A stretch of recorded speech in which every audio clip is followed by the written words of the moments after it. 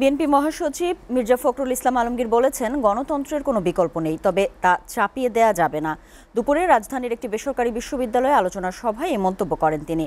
মার্কিন যুক্তরাষ্ট্রের ট্যারিফের বিষয়ে দ্রুত সিদ্ধান্ত না নিলে বাংলাদেশ বিপদে পড়বে বলেও মন্তব্য করেন বিএনপি মহাসচিব। দেখুন হেদায়েতুল্লাহ সীমান্তের প্রতিবেদন। বাংলাদেশের ক্ষমতায়ন, নেতৃত্ব, ঐক্য এবং প্রবৃদ্ধির পথ শীর্ষক আলোচনা সভার আয়োজন করে নর্থ সাউথ বিশ্ববিদ্যালয়ে। সভায় প্রধান আলোচক ছিলেন বিএনপি মহাসচিব মির্জা ফখরুল ইসলাম আলমগীর। মার্কিন যুক্তরাষ্ট্রের দেয়া বাড়তি শুল্ক দ্রুত সমাধান করতে না পারলে সমস্যা আরও বাড়বে বলে মনে করেন ফখরুল। আমরা এখন খুব ব্যস্ত হয়ে পড়েছি যে আমেরিকা আপনার ট্যারিফ আরোপ করে ফেলেছে এবং খুব দ্রুত যদি এই ট্যারিফের সুরাহা না করা যায় তাহলে আরো বড় বিপদে পড়তে হবে। দেশের কৃষি খাতে নজর দেওয়ার আহ্বান জানিয়ে তিনি বলেন, কৃষকদের প্রতি গুরুত্ব সহকারে কাজ করতে হবে, তাহলে দেশের অর্থনীতি ঘুরে দাঁড়াবে। অত্যন্ত আশাবাদী।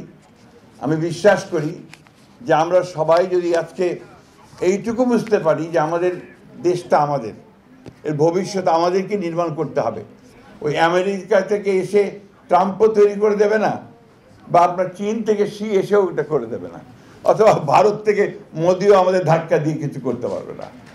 এই যে বিষয়গুলো, এটা আমাদের মধ্যে, আমাদের মনের মধ্যে, আমাদের অন্তরের মধ্যে গেঁথে নিতে হবে। সবাইকে এক হয়ে দেশের উন্নয়নে অংশীদার হতে ডক্টর ইউনূসকে সহযোগিতা করার আহ্বান জানিয়ে ফখরুল বলেন, গণতন্ত্রের কোনো বিকল্প নেই, সে বিষয়ে সতর্ক দৃষ্টি রাখতে হবে। আমি প্রফেসর ইউনূস সাহেবকে ধন্যবাদ জানাতে চাই যে তিনি দায়িত্ব নিয়েছেন। আমার বিশ্বাসও আছে তিনি সফল হবেন।